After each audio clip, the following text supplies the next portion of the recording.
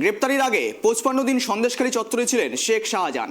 আর সূত্র মতে সিআইডি জেরায় এমনটাই স্বীকার করলেন শাহজাহান। আর এই সমস্ত বিষয় নিয়ে আমরা আপডেট দেব। আমাদের প্রতিনিধি ফোন কলে জুড়ে রয়েছে অব্রদীপ।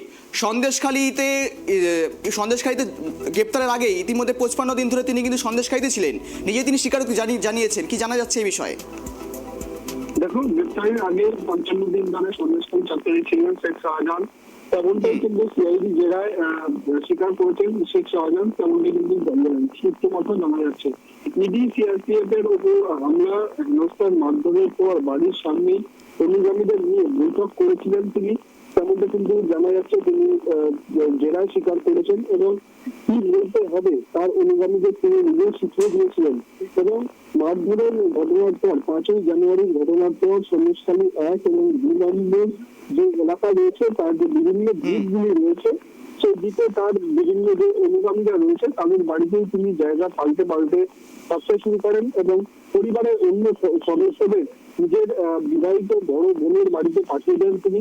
এবং শাহজাহান কি বাংলাদেশে গিয়েছিলেন? তুমি জানো যে শাহজাহানকে যখন খুঁজে পাওয়া যাচ্ছিল না তখন একাধিকবার বিরোধী রাজনৈতিক নেতৃত্ব কিন্তু দাবি করেছিল যে শাহজাহান হয়তো বাংলাদেশে পালিয়ে গিয়েছে, সেরকমটাও সম্ভাবনা উঠে আসছিল। কিন্তু এবার সিআইডি জিজ্ঞাসাবাদে সিআইডি জেরায় কিন্তু শাহজাহান জানিয়েছেন যে তিনি বাংলাদেশে কখনোই যাননি, গ্রেপ্তারির আগেও যাননি, বা তিনি যখন পালিয়ে বেড়াচ্ছিলেন বা তিনি জায়গা পরিবর্তন করে থাকছিলেন তখনও কিন্তু তিনি বাংলাদেশে কখনোই যাননি। এই 55 দিন ধরে যে শাহজাহান সন্দেশখালী 1 এবং সন্দেশখালী 2 নম্বর ব্লকে তিনি ছিলেন, তাকে কেন 55 দিন ধরে পুলিশ খুঁজে পায়নি সেটা নিয়েও কিন্তু একটা প্রশ্ন উঠে যাচ্ছে। অব্রদীপ, ইতিমধ্যে ইডির উপর যে হামলার অভিযোগ তিনি কি মূলত স্বীকার করে নিলেন এই বিষয়ের উপরে?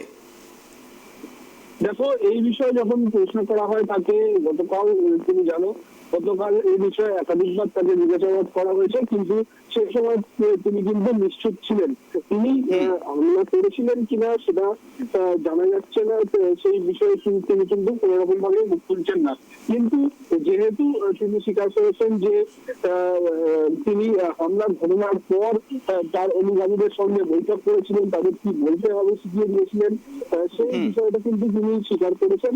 এবং যেমনটা মনে করা হচ্ছে, সিআইডি আধিকারিকরা যেমনটা ধারণা করছেন যে যেহেতু এই বিষয়টা তিনি স্বীকার করেছেন, তিনি হামলার সঙ্গে প্রত্যক্ষভাবে তার মূল মাথা ছিল এই হামলার পেছনে, সেটা কিন্তু ধরে নেওয়াই যায়। ধন্যবাদ অব্রদীপ তোমাকে। সমস্ত বিষয়ে আপডেট নাও, তোমার কাছে আবারও আসবো। আপনাদের জানিয়ে রাখছি, সন্দেশখালী কাণ্ডে অভিযুক্ত এবং গ্রেপ্তারিত শেখ শাহজাহান 55 দিন ধরে তার ডেরায় অর্থাৎ সন্দেশখালীতেই ছিলেন, এমনটাই স্বীকারোক্তি তিনি কিন্তু করেছেন। তৃণমূল নেতা এমনটাই স্বীকারোক্তি করেছেন সিআইডির কাছে।